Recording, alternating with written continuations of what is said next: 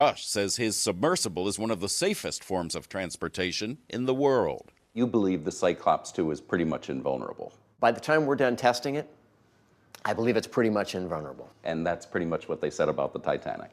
That's right. And I will go on all the first dives, put my money where my mouth is. Chip Reed, CBS News, New York. I'm not sure when you all will be watching this video, but at the time of this recording, there are about 23 to 22 hours left of oxygen on the missing Titanic tourist sub. And while everyone is asking the question, where is this sub? Will we be able to rescue these people? I am asking the question, why in the heck were they allowed to take this vehicle for a dive in the first place? As far as I can tell right now, this whole entire Ocean Gate operation is run out of a backlot business at a boat repair yard at a marina.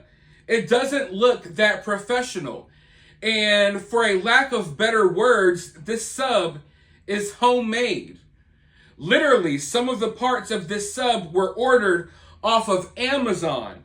This sub is controlled by a $29.99 Bluetooth video game remote controller. I mean, the only way I could describe it is that people basically hopped on board a rich person's science fair project, because that's what this is. This ship, this sub, was not certified. It had no business being in those waters, and the signs were all there. It's not like this is a one-off freak accident. No, this same exact vehicle had problems multiple times. There have been at least 3 or 4 times that I know of that they tried to go down in this sub and something went wrong and they had to cancel the trip after they were already descending in the ocean. They had no business out there in those waters, and I can't help but wonder if everyone on board knew this, or if it was just the Stockton Rush guy, the CEO of Ocean Gate. I want to know if the other people on board actually knew what they were getting themselves into. I understand that they have to sign a waiver that lists multiple ways in which they can die. No, I wouldn't sign that waiver, but I don't know if some of these tourists who paid $250,000 to go on this sub, I don't know if they were aware of all of the malfunctions and failures this sub has already had. I want to go ahead and play this clip for you. Make sure you hit that thumbs up button before you watch it. We're going to roll this clip, and then I'll be right back with more, because it looks like they have found signs of life.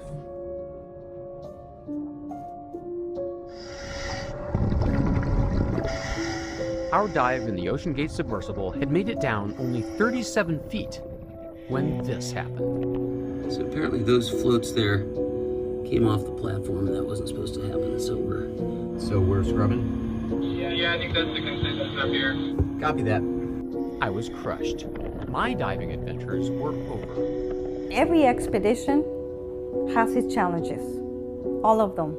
I have not been in one expedition where things have to be adjusted, adapted, changed, or canceled at the end of the day. You're at the mercy of the weather. Renata Rojas speaks from painful experience.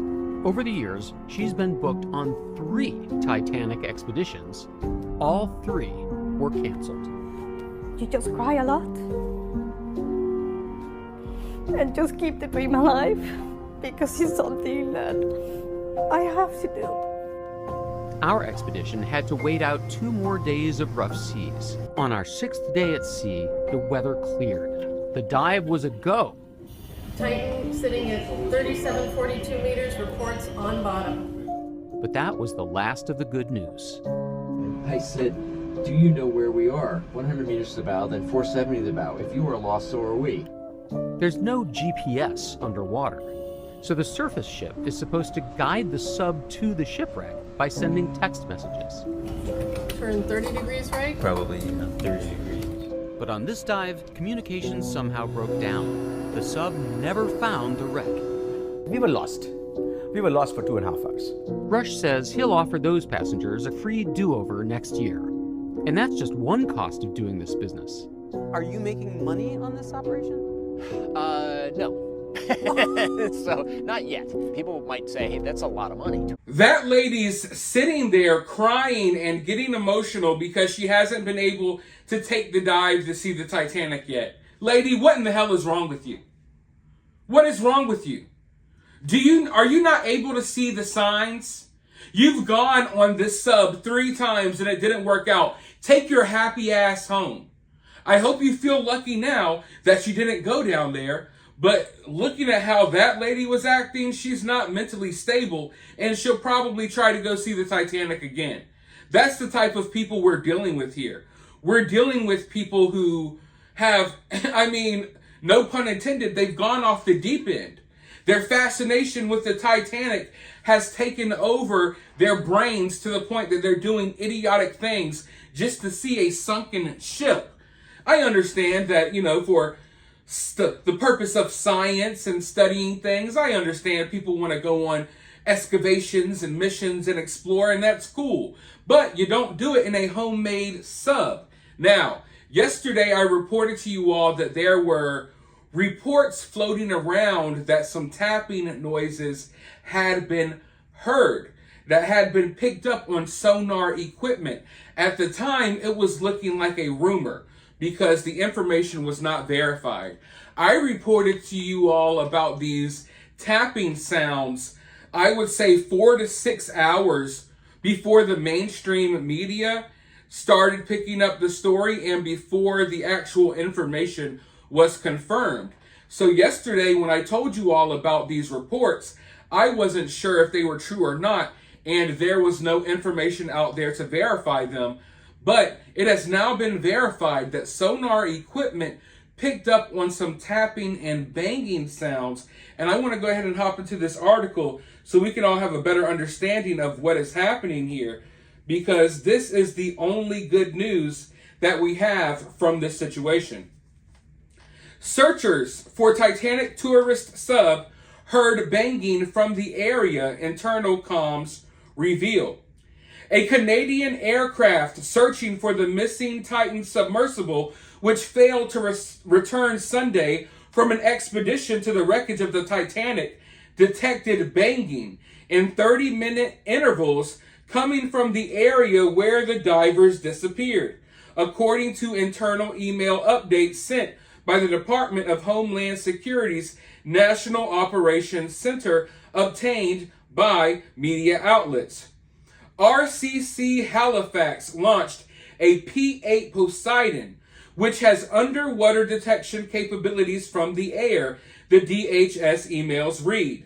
The P-8 deployed sonar buoys, which reported a contact in a position close to the distressed position. The P-8 heard banging sounds in the area every 30 minutes. 4 hours later, additional sonar was deployed and the banging was still heard. The announcement did not state what time the banging was heard or what was thought to have caused it. The announce also stated that the Joint Rescue Coordination Center is working to find an underwater remote operated vehicle through partner organizations to possibly assist. Previous reports on the search of the missing sub have stated that the Navy's manned rescue craft can only descend about 2,000 feet underwater, and that if the divers were discovered closer to the approximate 13,000-foot depth of the Titanic wreckage, an underwater drone or remote operated vehicle would be necessary to reach them. The Joint Rescue Coordination Center in Halifax, Nova Scotia, declined to comment on the reported banging sound. So as of right now, this is about the only good news we have. It's a sign of life. Could this sound be coming from somewhere else? That's possible. But from what I'm hearing, they do believe that it is coming from the sub. So that means that people on board are still alive and they're trying to do whatever they can to send a message out there that they are still alive, to send a message out there about their coordinates. Hopefully they're able to find them, but this confirmation of this news. It came in late last night, and I was about to do a video then, but I decided to wait until the morning. But I gotta say, this little piece of information that kind of kept me up last night.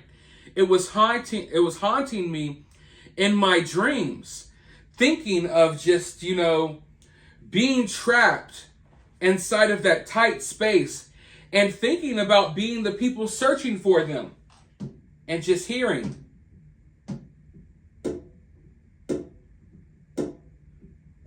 that little tap. That is so scary to me. It is so bone-chilling to me.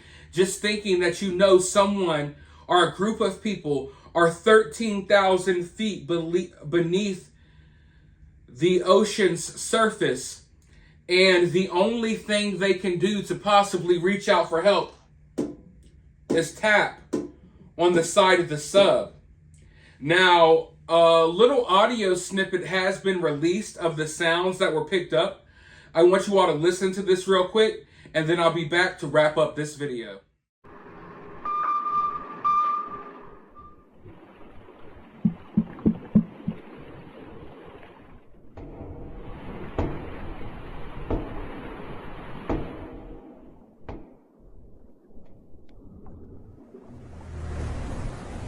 Okay, so I don't know about you all, but listening to those tapping sounds really kind of freaks me out. It really does.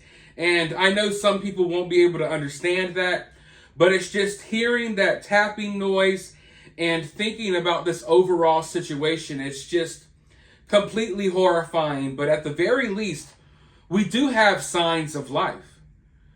This gives us a little sparkle of hope. But time is ticking. Time is running out. I can't help but just think about the fact that as I'm recording this video, talking to you all, the time is ticking on these people's lives. I know they are desperately trying to get equipment in the area that can save them, but I'm still not seeing anything that makes me confident that even if they find this sub, they will able to get it out of the water in time. Hopefully they can. I will be here. I have a lot more updates on this story. I've been looking into this vehicle. I've been looking into some of the people on board. I've uncovered a lot of questionable and weird things, and a lot of things that really makes me angry about the fact that they literally went out there and took this dive knowing that they had no business doing so. Let me know your thoughts though down in the comments below. While you're down there, hit the thumbs up, hit that subscribe, ring that notification bell, and I'll talk to you all in the next video.